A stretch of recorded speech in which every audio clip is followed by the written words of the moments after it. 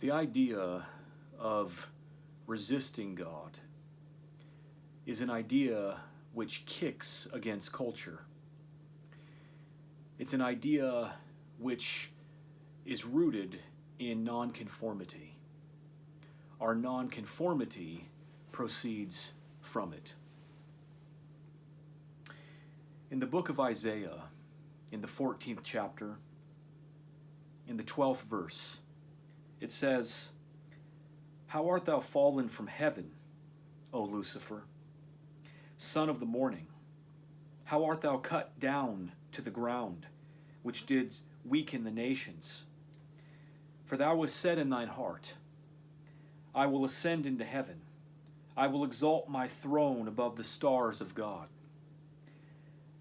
I will sit also upon the mount of the congregation in the sides of the north. I will ascend above the heights of the clouds. I will be like the Most High." This is, of course, considered the ultimate blasphemy. In Jewish tradition, I believe that these verses are referring to the king of Babylon, perhaps Nebuchadnezzar II. But in the Christian interpretation of these verses, it's referring to the fall of Satan. Son of the morning, how art thou cut down to the ground, which did weaken the nations? For thou wast said in thine heart, I will ascend into heaven, I will exalt my throne above the stars of God. When this is taken to be reality, then it's easy to leverage it as though Lucifer has created the ultimate act of rebellion and the ultimate act of evil, that he is engaged in an act of stupidity. But from a secular vantage point, we know that this is mythology. There is no Lucifer, just like there is no God. And so the interpretation of this verse takes on a very different form. The special pleading for the idea of God, the authoritarianism that is leveraged by the concept of God, does not stand. Instead, we realize that this act of rebellion against God cannot be a foolish thing because there is no God. To believe that there is a God, to submit to the authoritarian notion that there is a God, and to order one's life according to this imagination is to be confused, is to allow imagination to dominate one's existence. It would seem that the only path to liberation from this imagination, from this mythology, is not even to take the path of Lucifer, because a Lucifer still believes in God. But it is to understand that the concept of God is too small, too imaginary, too oppressive. And that so far from being an act of evil, to step away from this idea of God, to seek to ascend beyond this idea, that this is in fact an act of intelligence, to move beyond the concept and the notion of God, to stand against the gods. I think it's hard for us to understand what this means, to stand against the gods. To understand what it means, we first have to understand what it means to stand with the gods. It means to stand within the context of culture. It means to stand within the conformity of a society. It means to submit to that conformity. It means to share this delusion of the idea of God. And to kick against this, to stand against this, is automatically considered a great evil, because the concept and notion of God is considered to be, is presupposed to be, is assumed to be the ultimate good. In the history of the species, the act of standing against God, I would venture to say, is greater and more important than the act of conforming to the idea of God. It is greater because it implies the act of thought, the act of negation to push back against conformity, against delusion, against that which is subconsciously constructed by the human psyche. And it is to push back against this construction and instead to try to comprehend and create a higher form of intelligence. To see the world not as culture imposes it. It is to take off these cultural glasses and to try to see the world as it is. It is to try to understand reality as it is.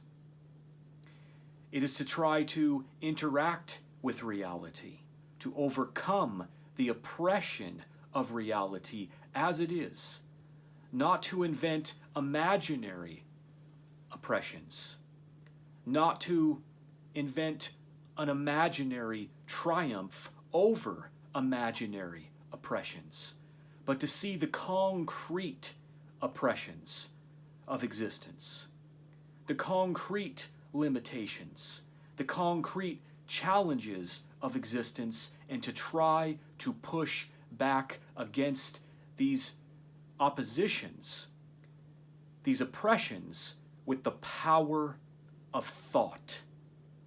Not authoritarianism, not a psychological conformity which is seeking comfort, but the courage of thought to push back and to try to comprehend what is, and to try to overcome the restrictions and the difficulties of existence. Lucifer, trying to exalt himself to the place of the Most High, is nonsensical insofar as the Most High does not exist, insofar as Lucifer does not exist. To engage in this type of an activity is to already presuppose a religious structure, an imaginary structure, that one has not been able to transcend. The individuals who wrote this are unable to see past the lie and the coercion, the manipulation of their own cultural mythology. So they see the world in this contrast between darkness and light, this limited dichotomy. And so they think of this idea that there is a Most High God, a God that is above all other concepts and all other beings, and by doing this, they actually harm themselves, because this concept, this premise that they state to themselves is a lie. It's not true. And so they are engaged in the process of adhering to false hierarchies, where a mere ideal becomes the highest exalted concept, and that human life tries to measure itself in relation to this imagination. The emancipated consciousness realizes that none of this is real, that this is fake, that this is contrived, and that it's infused with authority and power as individuals in culture adopt it and repeat it and validate it. But it does not have real power apart from this. Its only power is contained within the community of believers who validate these premises or these concepts. The emancipated individual, the emancipated thinker, must be able to see these things. That the authority of the notion of God is not contained in God himself, does not come from God himself, nor does it come from the universe, but it simply comes from human society as individuals within society embrace this idea and then infuse it with their own power, with their own belief, with their own emphasis, tragically, with their own violence. Lucifer, fallen from heaven, standing against God in his heart, saying that he will be exalted above God, and saying that he will ascend above the heights of the cloud and be like the Most High. Well, one must go beyond this. Lucifer has not gone high enough. One goes high enough when one understands that the concept of God is fake and constructed. One should not seek to ascend above the heights of the cloud and to be like the Most High. One should seek to be like the highest level of man as conceived through intelligence.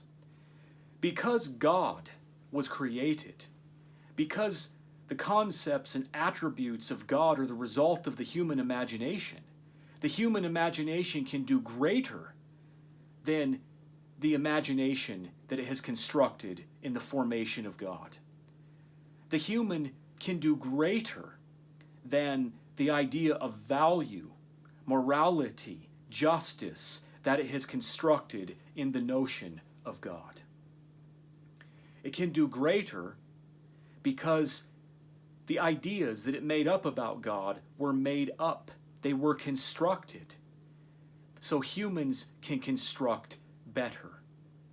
They can stop being oppressed by concepts that they have constructed with their imagination to make themselves feel better, and start constructing principles that are relevant to the existence of life.